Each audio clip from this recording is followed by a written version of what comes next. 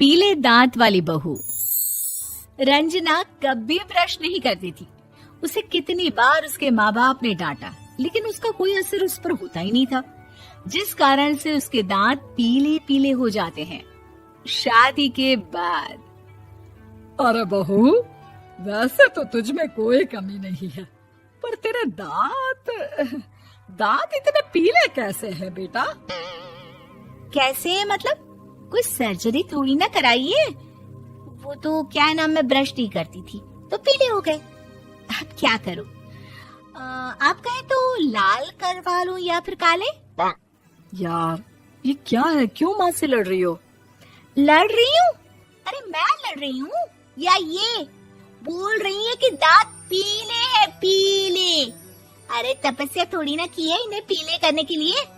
बकायदा ब्रश नहीं किया है 20 साल तक, तब जाकर। छी, कैसी बात कर रही हो? ये उस वक्त तो पीले नहीं थे जब हम लोग तुम्हें देखने आए थे। अरे तब साफ करवा लिया होगा डेंटिस्ट के पास जाकर। अब देखो कैसे पीले पीले लग रहे हैं। रंजना सास की तरफ गुस्से से देखती है। फिर शुरू हो गई पीले पीले पीले। अरे पीले तो तब भी थे जब मेरे हाथ का रसगुल्ला उड़ा उड़ा कर खा रही थी और बोल रही थी, लड़की नहीं गुणों का खजाना दे रहे भाई साहब आप। खैर, अब वो लोग करते भी तो क्या करते, पीले दांत वाली बहू पल्ले पड़ी थी तो झेलना तो था ही। एक दिन कीर्तन में रंजना गाना गा रही थी। अरे कमला बहन, माँ का द्वार है, यहाँ तो सब शुद्ध होकर आते हैं, फिर अपनी बहू को ब्रश भी नहीं करवाती तुम। दूर से पीले पीले दांत भक्ति में बाधा उत्पन्न कर रहे हैं। अरे कोई 2 साल के बच्चे थोड़ी ना लेकर आई हूँ मैं बहू बनाकर। अच्छी खासी लड़की है, अरे कैसे करवाऊं ब्रश? ये तो उसे खुद करना चाहिए ना। अब माँ बाप तो इसके जैसे तैसे निपटा दिए, ये नहीं सोचा कि सास कैसे संभालेगी। सास बहू को लेकर घर आ जाती है, लेकिन सोच लेती है कि अब इसे लेकर कहीं नहीं जाएगी। अगले रोज बहू कहती है, अरे क्या हो गया, मंदिर नहीं जाना क्या? कीर्तन का वक्त हो रहा है। मेरी मधुर वाणी से कान्हा जी जागते हैं और सोते हैं। आप तो जानती है ना उनकी भक्ति में कितना मन लगता है मेरा। वो क्या है ना, तबीयत ठीक नहीं लग रही है मेरी, आराम करूंगी मैं। तबीयत ठीक नहीं लग रही? अभी तो मिथुन के गाने पर नाच रही थी आप, और अब बोल रही है कि तबीयत ठीक नहीं लग रही। अरे भक्ति में मन लगा लो सासू माँ, ऊपर जाना है, क्या मुंह दिखाओगी आप? हाँ? सास को बहू की बात पर गुस्सा आ जाता है। मैं क्या मुंह दिखाऊंगी, इसकी चिंता तो ना कर, समझी? अपने मुंह की चिंता कर, जो ये पीले पीले दांत लेकर हर जगह पहुंच जाती है। पता है लोग कितना मजाक बनाते हैं। ना जी ना, मैं नहीं जाना कहीं तेरे साथ। तो ये बात है। कोई ना, मत जाओ, मैं अपने कमरे में ही बैठकर भक्ति कर लूंगी। ऊपर वाला दांत थोड़ी ना देखता है, मन देखता है, भावना देखता है। और अरे बस बस, तू सब कुछ दिखा, बस ये सफेद चमकदार दांत ना दिखाना किसी को, है? जा यहाँ से। बहू को सास की बात का कोई फर्क नहीं पड़ता। वो तो जैसी थी वैसी ही रह जाती है। सुबह नहाकर किचन में खाना बनाना, फिर खाना खाना, कीर्तन भजन करना और सो जाना। एक दिन, माँ जी मैं सहेली के घर जा रही हूँ, शाम को लेट आऊंगी। हाँ हाँ तो जाना, मैंने कौन सा तेरी आरती करनी है घर पर बैठकर। रंजना सहेली के घर जाती है, जहाँ वो पार्टी में जाने की तैयारी कर रही होती है। अरे शिखा, कहाँ जाने की तैयारी कर रही है? मैं गलत वक्त पर आ गई क्या? अरे नहीं यार, उल्टा सही वक्त पर आ गया। मैंने ये साड़ी और ज्वेलरी निकाली है यार, शाम को इनके ऑफिस की एक पार्टी में जाना है। बताना कैसा लग रहा है ये सब?